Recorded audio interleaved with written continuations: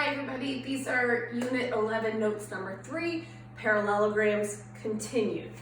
Now what we're going to do with the parallelograms is take a look at what happens inside. What we're going to do is draw diagonals and then see what happens with the inside angles and with the actual lengths of the diagonals as well. So if you take a look at our picture here, we've got diagonals AC and BD. Of course, those are just the segment bars. So the diagonals are segments and they are connecting two opposite angles. So AC connects angle A and C, and diagonal BD connects B and D. And notice here they're going to intersect at point E. The first key idea about our diagonals is that the diagonals in a parallelogram bisect each other. So when we say bisect, just to remember from when we were in school, guys, that just means cut in half. So when we take a look at this diagonal AC, the BD cuts right here at E, cutting AC into half, meaning that this top part is going to equal this bottom part. And the same thing happens with BD. AC comes through, slices it in half, making this top part BE equal to this bottom part DE. And therefore that makes E the midpoint of each of those diagonals. Also, something else to know is that the diagonals break the parallelogram up into 4 triangles. Because the opposite sides are congruent, the diagonals are bisecting each other, this is going to make the opposite triangles congruent as well. And that is all based on the side congruence postulate. So just to clarify that, we know that in a parallelogram, we know that opposite sides are congruent. That's what we learned in our last section of notes. So that would mean if I know that AB, let's say it's 10, I know that then down here, DC is also 10. Well, if you take a look at that top and that bottom triangle, they all have the same markings on their sides. They all have 1 tick mark, 2 tick mark, and a 10. 1 tick mark, 2 tick mark, and a 10. Therefore, these 2 triangles that are across from each other are going to be congruent. And the same thing's going to happen on the other side. Let's say I know that AD is, let's say 8. So if AD is 8, well, that's going to make BC also be 8. And now what you notice about these 2 triangles right across from each other is they now all have the same tick mark. 1 tick mark, 2 tick mark, 8. 1 tick mark, 2 tick mark, 8. So therefore, when the diagonals are both drawn in a triangle, it divides up the triangle into divides up the parallelogram into 4 triangles, and then of course the opposite triangles are always going to be congruent. So let's just practice a little bit more with these diagonals and the lengths down here with these 2 examples. So if you take a look at number 1, we've given you 2 diagonals. Notice the way the numbers are kind of hovering above like that. This would give you information for that part of the diagonal. So 5 centimeters is here to here, and that's going to give you that from here to here is Y. Of course, since they're on the same total diagonal, I know that this top part is going to be equal to this bottom part. So right off the bat, I know that our Y value is 5. Over here, X is from here to here. This bottom part is 8.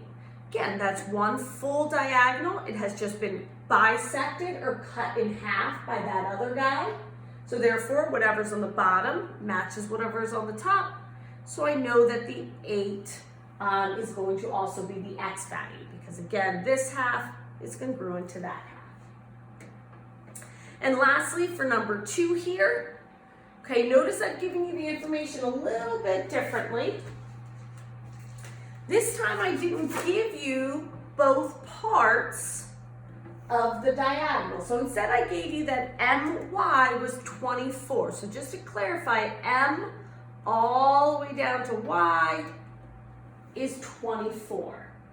Well, what I do know is that since both of those diagonals are drawn, I know that from here to here is going to be congruent to here. Well, if this guy has an x, that just means that this guy must be an x as well. So if you remember when we did that information with a lot of the stuff we've done this year, if we know that two parts are congruent and there's something written on one that's not on the other, let's go ahead and transfer it. So now, using a little bit of segment addition, I know that x plus another x from the bottom is going to equal 24. Together, that's going to be 2x equals 24. Divide by 2, and we get 12. Now, I know what some of you guys are saying. You're going to say, well, why would I even bother doing all that algebra when clearly if I have the whole thing and you just reminded me up top that bisect means cut in half, why not just cut the 24 in half? Why not just do 24 divided by 2 right away and get to 12? And you are absolutely correct, okay? So for these problems, you don't necessarily have to do the full out algebra. However, notice that I'm showing you that so that you understand why it's cut in half. And also, because it might help you on another problem on the next page, okay? So moving on to our next page, just working a little bit more with those diagonals, okay? Now I've given you a picture with your diagonals, and now I'm basically asking for every single length that you could find in this parallelogram. So we've got diagonals WY and diagonal XZ, and they are intersecting at point T. The very first bit that they're asking us for is TW. So just so we're clear, TW is right here from the T to the W. Well, if I kind of continue on and look at the other part of the diagonal, I see there's a 14. Well, again, because the diagonals are bisected, I know those two parts are congruent. So if there's a 14 down here, I know there's a 14 there. So 14 for TW. Moving on to TX. TX is this part right up here. Again, if I continue on the other way, looking at the other part of the diagonal, I notice there's a 10. Well, whatever's on this side is going to match whatever's on this side. So if there's a 10 down here, I know there's a 10 up here. So there's our diagonal parts. Notice for the next thing, they want WY. So now they want the entire diagonal from W all the way down to Y. Well, that's just using a little bit of segment addition. 14 plus 14. And 14 plus 14 is going to give us 28. So there's the math just to justify it. But again, WY is looking for the entire diagonal, so as long as we've got the two pieces, we can just add them up. The next part they want is XY. Well, XY is this side right here. So if we want to know what that side is, let's just look to the opposite side of the parallelogram. Remember from last notes, we know that opposite sides are congruent. So if there's a 15.7 on the left, I know there's a 15.7 on the right. Now we're moving on to XZ. Well, XZ, of course, X all the way down to Z is just that entire diagonal there. And just like we did for WY, if we've got the two parts, let's just add them up, and that's going to give us 20. Again, I'm just going to kind of show my work off to the side here, just in case anybody's confused on where that 20 came from. And lastly, I want YZ. Well, YZ is the bottom of this parallelogram. Well, if I want to know what that value is, let me go ahead and look up at the top. Notice I've got an 18.5 at the top, so I know there's an 18.5 at the bottom. So that problem just kind of reviews everything we talked about with the side lengths of a parallelogram and now adding in the lengths of the diagonals inside. And last but not least, closing out just this portion of the notes, we're just going to do some algebra with this. So for number 4, Notice I've got my two diagonals drawn. From here to here, notice there's a 3x plus 7 hovering on there.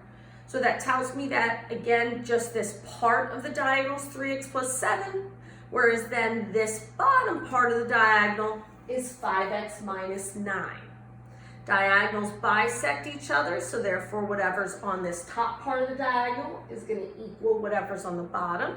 So that's going to be my equation. 3x plus 7 equals 5x minus 9. And again, I'm just going to go ahead and solve that. You know me, I like to start with my variables, and I also like to try to keep them positive. So I'm going to go ahead and subtract that 3x to the right, leaving me with a 7 on the left, a 2x, and a minus 9. Because I took my letters to the right, I'm going to have to go ahead and move my numbers to the left. That'll give me 16 equals 2x. Divide by 2, and that will give me an x value of 8. And for number 5, we just did something a little different here. Okay, but this is why we did the algebraic way for one of the problems on the front, just to kind of lead us to this one here. Notice that, like number 2 on the front, I've given you right here the entire length of one of the diagonals. So right here, what I've given you is that from B all the way down here to U, that's going to be a 10x minus 12. I also know that because I've got those two diagonals crisscrossing and they intersect at R, that tells me that this top part here is going to equal this bottom part here, again, because the diagonals bisect each other. Remember what we've been doing from previous units. I know that these two things are equal. This part has something written on it, typed on it, but nothing was given for this part. So now I can take that and just go ahead and transfer it up and write it to that top. So I'm going to take that 2x plus 3 and I'm going to just go ahead and move it so that it's also up at the top. So now I do have the two sections, and using segment addition, that's going to give me 2x plus 3 plus another 2x plus 3, and that equals 10x minus 12. Combine my like terms. Because everything's on the same side of the equal sign, I just use the signs I see. So that's a 4x. 3 plus 3 is a 6. Some of you guys might have done that part in your head. That's okay. If you wrote this as your original equation, that's no problem. Again, like we did with number 4, let's move our letters to one side, numbers to the other. Trying to stay positive, I'm going to take this guy from the left and move him over to the right. That'll give me 6 equals 6x minus 12. Because I move my letters to the right, let's move my numbers to the left. Always got to be a balance. We get 6x equals 18. Divide by 6, and we will get 3. So again, what we did here, guys, is we recognized that this is just going to equal this top part, added this together to set it equal to the 10x minus 12. Another alternate equation, okay, is doing kind of what we did for number 2 on the front and dividing that in half.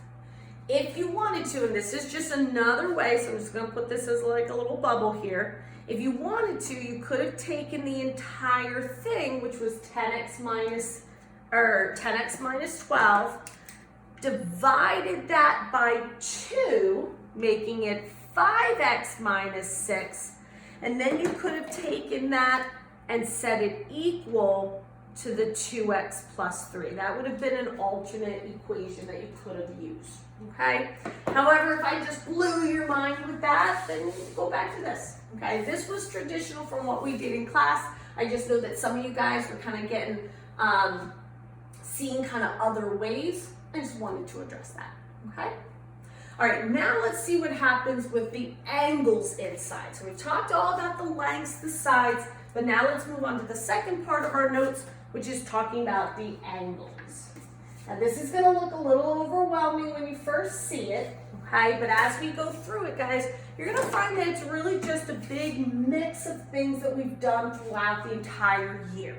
This is why we save this unit until the end, because it addresses so many of the facts that we've learned from the first marking period, second marking period, as recent as triangles in our third marking period. So if you take a look at our picture, we got a lot of angles going on. We got this crisscross in here. In fact, that's what we're going to start with, okay? So the hint here is to use vertical angles, linear pairs, alternate interior angles, angle addition postulate, and triangle sum theorem. So like I said, let's start with this crisscross in the middle, because that right there is bringing up the first two bits in our hints. Use vertical angles and linear pairs. When two lines intersect, we've got two pairs of vertical angles that are formed. Remember that the vertical angles are the ones that are across from each other. So if I know that 80 degrees is on the right, I know there'll be an 80 degrees on the left. Now, 2 and 3 are also a pair of vertical angles. However, I don't know that yet. I need to actually figure out the linear pair now to find one of those angles so that then I can use those vertical pairs or those vertical angles. So I'm just covering this up so you can notice that the angle 1 and angle 2 has now formed a straight line. And if you remember, a straight line is 180. So if I do 180 minus that 80, that will give me a 100 at the top.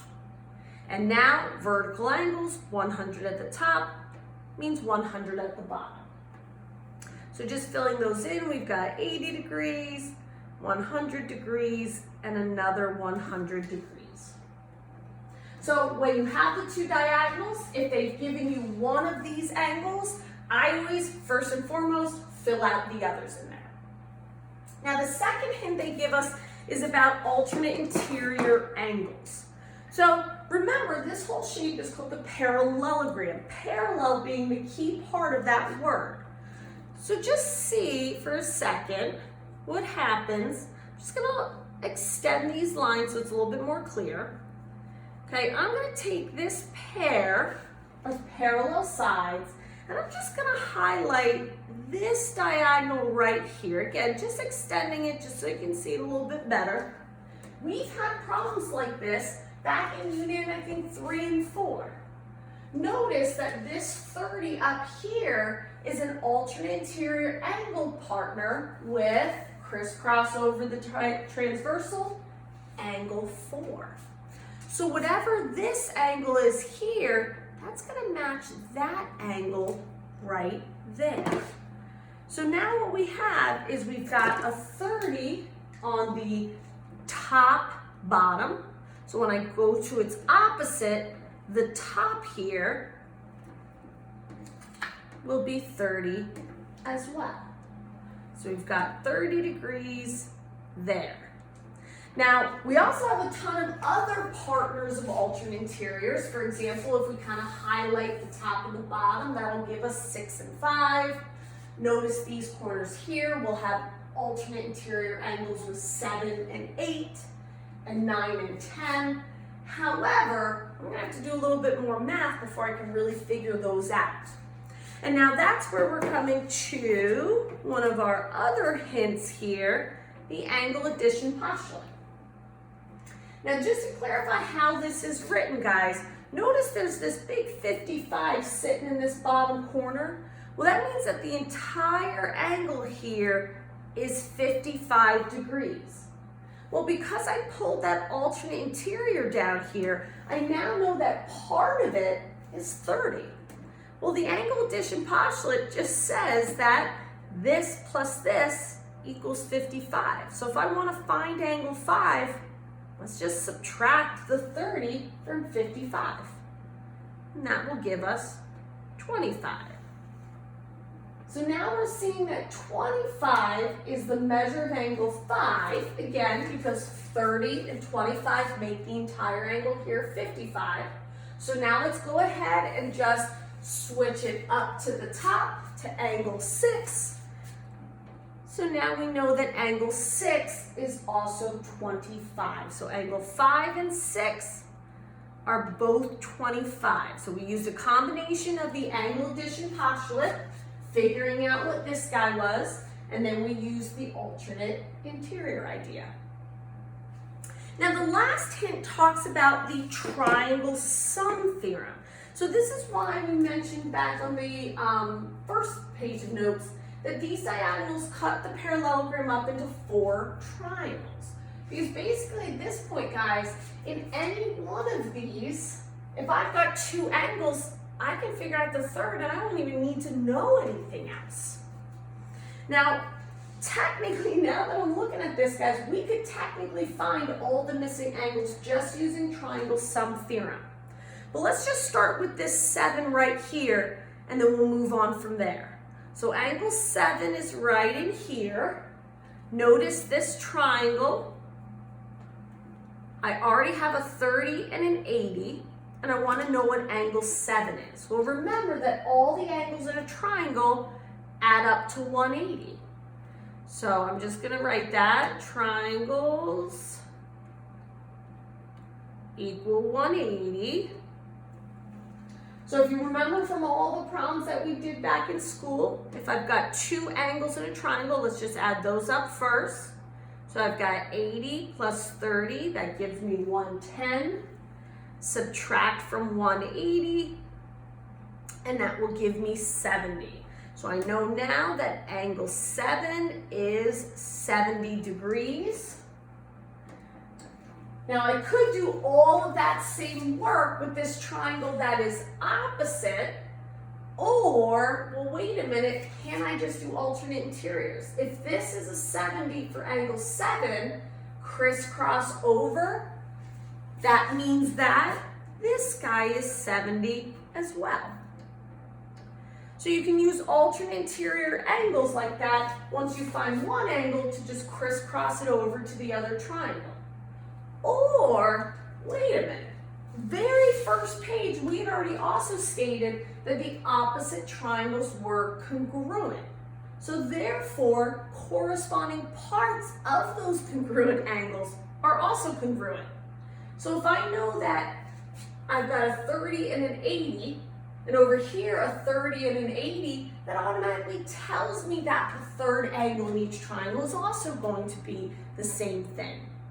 So we're really pulling from a ton of different things that we've talked about. So we've got our 2 triangles there. Now it's just all about the top and the bottom. So we can do that same idea with the triangle sum theorem if we'd like. 9 is the next one, so let's take a look at this top triangle up top here. So we already have a 100 and a 25, so that's going to give us 125. Again, the entire angles in a triangle add up to 180. So 180 minus 125, well, that's going to give us a 55. So we know that this guy is 55 right here. So we've got 55 degrees for angle 9. Again, crisscross it down. That's the alternate interior angle. So go across the diagonal to the other corner, and that makes the 1055.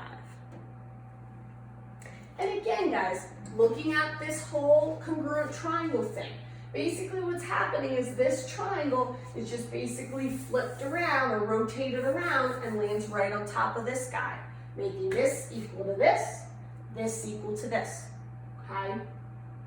Now with all that being said, maybe some of you guys chose a different way to get some of these angles. Remember also from notes number 2, we also know that angles, not only are opposite angles congruent, but we know that same side angles are supplementary. Well, seeing as I gave you this big 55 right there in the corner, maybe you went ahead and you found this entire angle right away. Remember, they are supplementary. 180 minus 55 is 125. So this entire angle up top here is 125. So once you got that 70 here, which crisscrossed over here, we could have just taken 125 minus 70, and that would get us the 55 as well. Whoa, whoa, whoa. Now I'm even seeing something else. Remember when we did exterior angles of triangles? All right, wait for it. I know this is 80. I know this is 30 because the alternate interiors. Just focusing on this triangle here, this is the exterior angle. The exterior angle is equal to the sum of the two remote interiors. So if you've got the 30 here, 100 minus 30, that's got to be 70 right away. I didn't even need to use alternate. Okay, there is so much going on in these triangles, guys. You can really pull from so many bits of information that we've talked about, okay?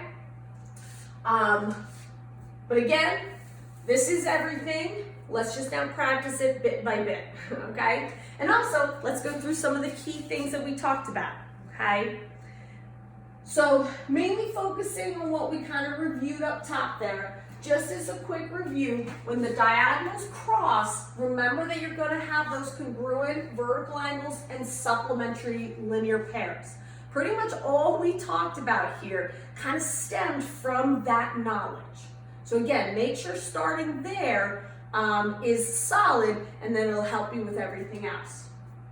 And then lastly, remember that those opposite corners are intersected to form pairs of congruent alternate interior angles. Okay, so again, that's what we talked about with the 30 matching the 30 here, the 25 with the 25, 70 with 70, 55 with 55. Other than that, guys, most important thing is also remembering this whole 180 degree idea that can also help piece together your angles. All right, now let's just do some problems that just focus on a little bit of these as a time. Okay, I know that seems a little overwhelming, but again, go big or go home, you know? All right, last page, guys. All right, 6 and 7. All right, so taking a look at what we've got, okay, remember one of the things we talked about was the inside here. When you see the diagonals crisscross, look for vertical angles and linear pairs. I noticed that the 98 and the y are right across from each other, so that makes them vertical. So that means that y is going to be the same exact thing as the guy across from him. So I got my y, 98 degrees. All right, the other idea we talked about was this whole parallel line and alternate interior angles. So again, this guy is parallel to this guy. If you look at this transversal, just looking at that z, I know that x is congruent to 64. And that's what we mean by the alternate interior idea. If you look at number 7, we've got alternate interiors as well. Okay, so if you've got angles in opposite corners, okay, the bottom of the one angle is equal to the top of the other. So this 37 is going to match up with that x right here. So therefore, x 37 degrees.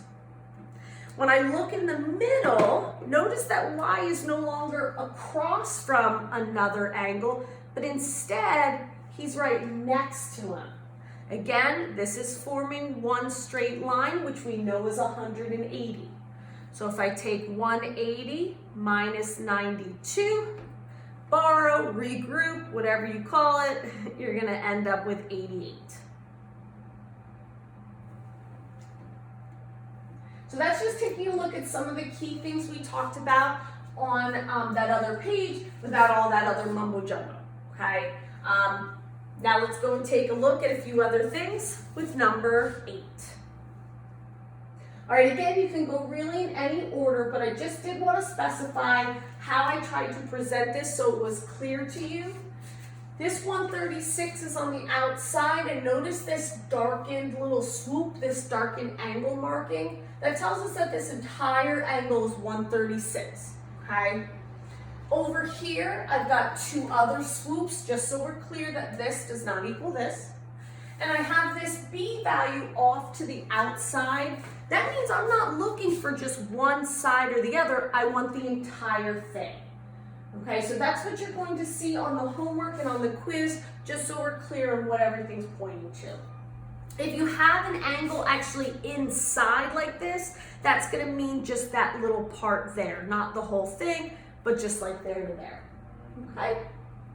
All right, so again, one of our hints from the front was to look in the center, okay, and see what we can tell from anything with where the diagonals crisscrossed.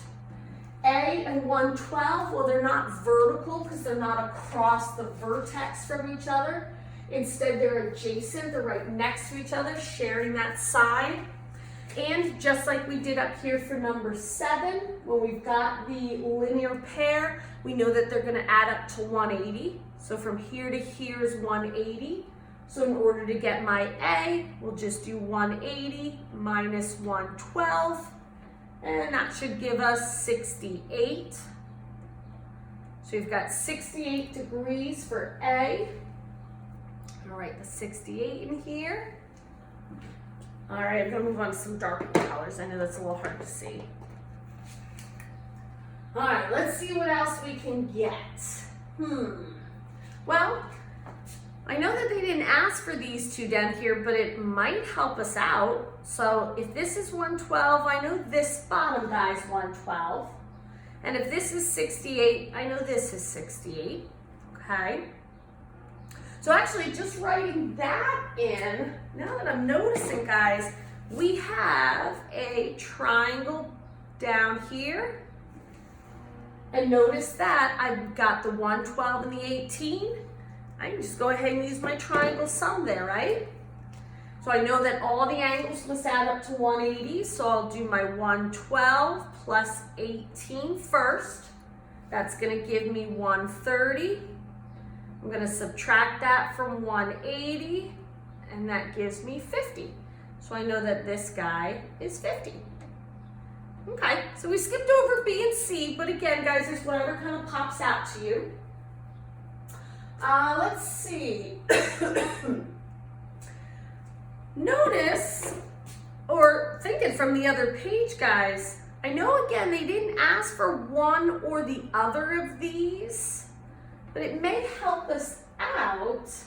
If this guy's 50, then can I shoot up top here and say that this part of that 136 is 50?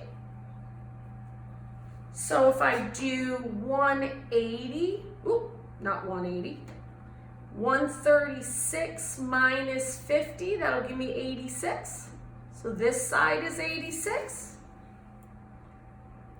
So again, they didn't ask for that, but if I try to think about things in terms of triangles, now I can go ahead and solve for C, because I've got the 86 and the 68, and I'll just go ahead and put those together and subtract from 180, because this is a triangle. So we'll do 86 plus 68. That's gonna give us 154. 180 minus 154, well, that's gonna give us 26. So we've got 26 degrees down here. Now I'm thinking of a lot of stuff I can do for B. I could do alternate interior up here, maybe try to work to find this other half and then add it together. But now that I'm looking at this with fresh eyes, you know what I should have done to get B? I should just use my same side idea. If this guy and this guy are same side angles, again, this is thinking back to our last notes, I know that they're supplementary. So if I just take 180 minus 136, I'm going to get angle B. That's going to give me 44. So that's using my same side angles being supplementary idea. But if that didn't pop out to you, which it actually honestly didn't for me until the very end, we could have kept going with the alternate interior ideas, okay? Using the Triangle Sum Theorem, okay? Or Oh, there's the alternate interior. Yeah, 18 and 26. That gives this 18 and 26 added up. So many different ideas, guys, okay? So I kind of took you through what's going on in my head. Whether that seemed crazy or not, I'm not sure. But it just goes to show you guys that there's so much stuff going on in these pictures, and that really you've got so much kind of in your bag of tricks to use. Just trust yourself, okay? And let me know if you have any questions. And we'll just do one more and then we'll be done for the day, because I got stuff to do and I'm sure you do too. All right, some people get confused when I give them then a picture that only has one diagonal, okay? And this will sometimes happen, guys. Just know that it's a parallelogram. So even though there's only one diagonal, I still have some stuff to do. I can do alternate interior angles. So these two angles are equal because they are alternate interiors. Okay, so I'm just going to write that fact down there. So I know I can just set them equal. So I've got the 5x squared equal to 20. Okay, I had a problem like this on the bonus of the last quiz. So here's how you solve the quadratic equation here. Because it just has x squares and it doesn't have like an extra x value, I can just use what we call the square rooting method. So a little review from when we did this in class. First things first though is to get that x squared alone. So since this had a 5 being multiplied, I want to divide by that first. That will give me just x squared. And then if I do 20 divided by 5, that gives me 4. So whether there was something being multiplied, something being added, whatever you do, use your inverse operations to get that all the way first. Then you'll have this x squared equals 4. And your last step is to square root both sides. And that is giving us x equals plus or minus 2. Okay, so we had said that when you do this again in Algebra 2, this is going to be a really big deal, so make sure that you remember the plus or minus 2. Okay?